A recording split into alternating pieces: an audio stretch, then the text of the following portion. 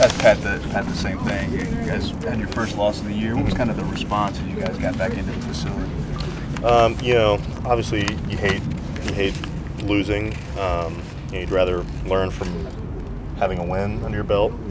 But there's a lot that we can learn from this game. Obviously we can't give up 8 explosive plays and 5 turnovers and expect to win. And the good thing though is that a lot of those mistakes were on us and not just a talent issue or scheme issue or something. That was just us being out of place and we can always fix that.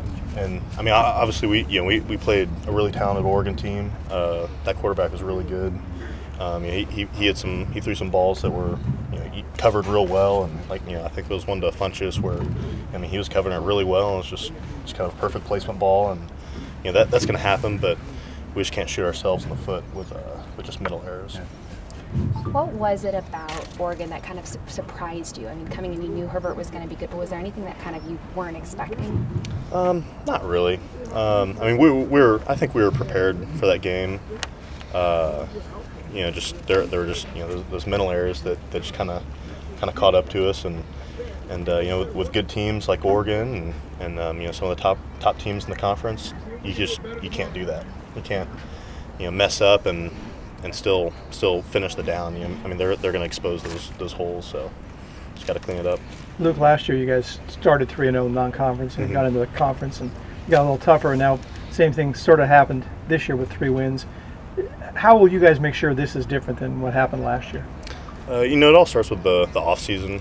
Our winter and spring and summer conditionings. We're all focused on accountability and just really clean up the little things. And obviously it didn't show against Oregon, which we're very disappointed in that it didn't happen. But overall, I think we still played hard, still fought, and still, we still had a chance even late.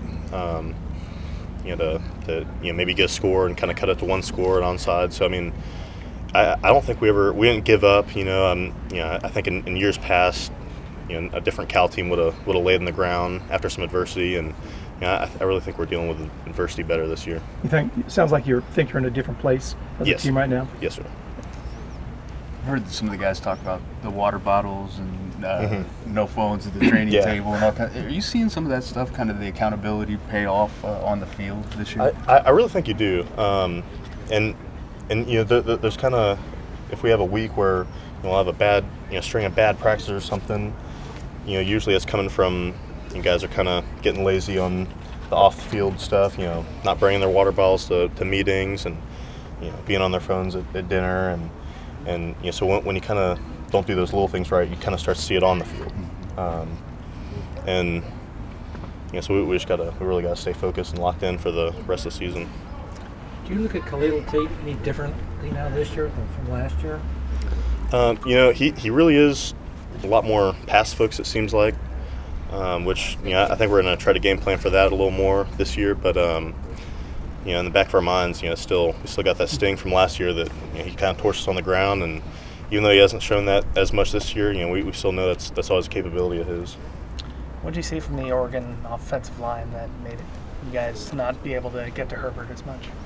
I remember last year they were a really experienced team, and they had a really good offensive line last year. They've got a lot of new faces this year. I think only 1 returning starter.